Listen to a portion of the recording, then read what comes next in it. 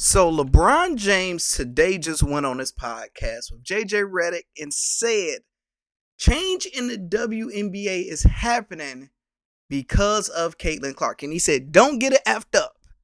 They on a charter because of her. Ratings is changing because of her. Let me know in the comments, do you believe Caitlin Clark really moved the needle in the WNBA? That's what we're going to talk about in this video. We're going to play the clip of what LeBron said, and I'll give you guys my thoughts on it. So first, let's go to the clip. And he did it on their podcast called Mind the Game, right about the 44-minute part. So let's play some of this clip. And I think for her, the one thing that I love that she's bringing to her sport, more people want to watch. More people want to tune in. I saw for the first time that they had a chartered plane for the first time in their league history. You know, they flew private. That should be celebrated in its own right. From anyone that's, you know, in sports that's flown commercial or flown, you know, charter, that should be celebrated. And it's because of Caitlin Clark. Don't get it twisted. Don't get it up. Caitlin Clark is the reason why a lot of great things is going to happen for the WNBA. But for her individually, I don't think she should get involved on nothing that's being said. Just go have fun, enjoy. People need to realize the Indiana Fever, this is the second year in a row they had the number one pick. So do y'all know what that means? That means they're not that good. They had back-to-back years as the number one pick. Why are you a hater on the Fever, man? I am a realist. Like, not only like I get like people are just like crazy about why she should be doing this and they should be doing that. If she's so great, this team, like it's still a team game, people. It is still a team game, and so that's a lot to unpack. Let's go one by one and let's talk about it. So the first thing he said is she's bringing more viewers. That is factual. More people are watching WNBA than they ever watch. Is it because of Caitlin Clark? Yes, she is a good majority reason of it. You still have the Angel Reeves. You still have the Cardosos. You still have so many other amazing, Cameron Brink. So many young stars that's moving it. But the Caitlin Clark and Angel Reeves, the black and white dynamic, because you have to think, you have to bring a racial component to it because white America love Great White Hope. Caitlin Clark, young white girl, played for Iowa, was like 6 black people there, and she's out cold and balling. So it's like the black people, man, she's okay. She ain't, you got a little hate there. She okay. She ain't balling like that.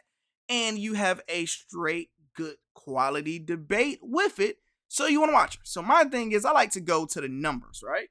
And I was trying to look up some research, and this article popped up, and this is perfect because what I was thinking when Caitlin Clark went down the other day, right? She went down and thought she was going to be injured. My immediate reaction, y'all, was, bro, the ratings is about to go down big time. It's crazy. Like my immediate reaction, like, no things, because Caitlin Clark moved the needle. You talk about you bring her name, you're going to get views, you're going to get engagement. She moved the needle. So I'm like, oh, wonder how this is going to come out, right?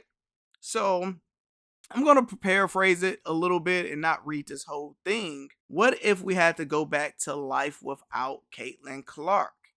A mere season ago, it took the Fever 8 home games to draw more than 34,000 fans.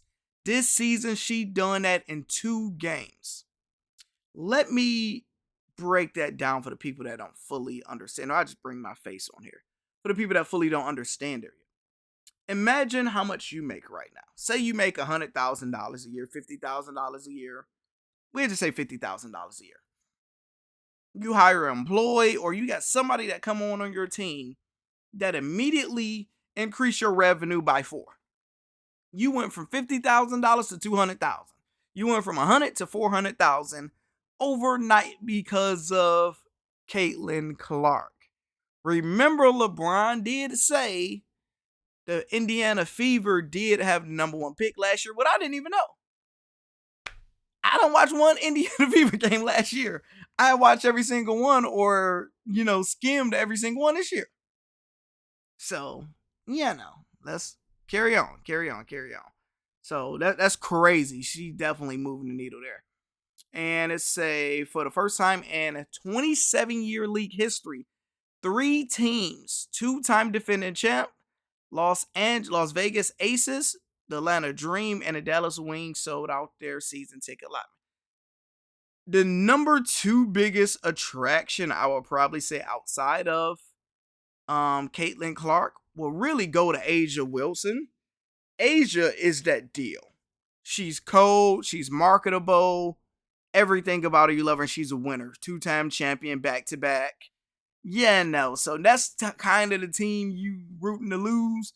They got the personalities. They got Kelsey Plum. They got all that stuff, right?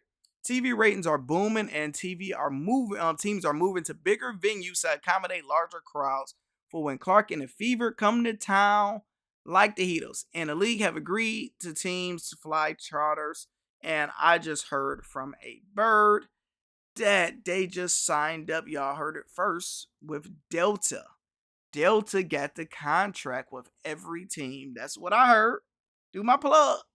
Could be wrong, but I'm 98% right that it's going to be only Delta. So they're going to be flying the best. It's going to be interesting. What is y'all thoughts about that? Do y'all agree? And I even did a few more things just to look, right? I'm like, how is this relaying to the ticket prices, ticket sales?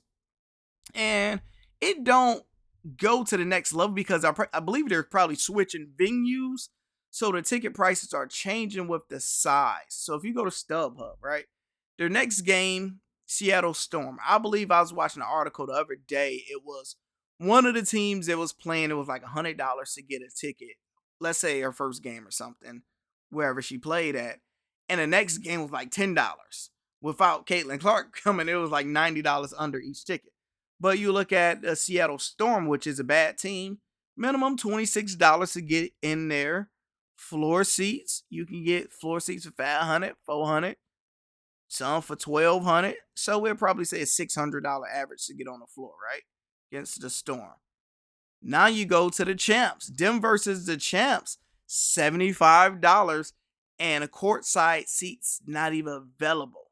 Sold all the way out. If you just want to get a decent seat, $700 for them to go against the champs. So that's the game everybody and all the stars and the people going to be at. And then you look at Vegas without them, the champs without them, $38, still good money. This at Minnesota, so we don't know if you can get it. But the WNBA as a whole is doing great. This is the best I done seen. This is the best I have seen, and I agree. Caitlin Clark is moving the needle, I believe, what LeBron said. But the problem with LeBron saying it is now you putting a bigger target on her back because the OGs that's been doing it for 10 years, 15 years, been in it. They like, yeah, she's cold, but you see how we locking her down. So I don't know. What's y'all thoughts about it? Do y'all agree with LeBron James?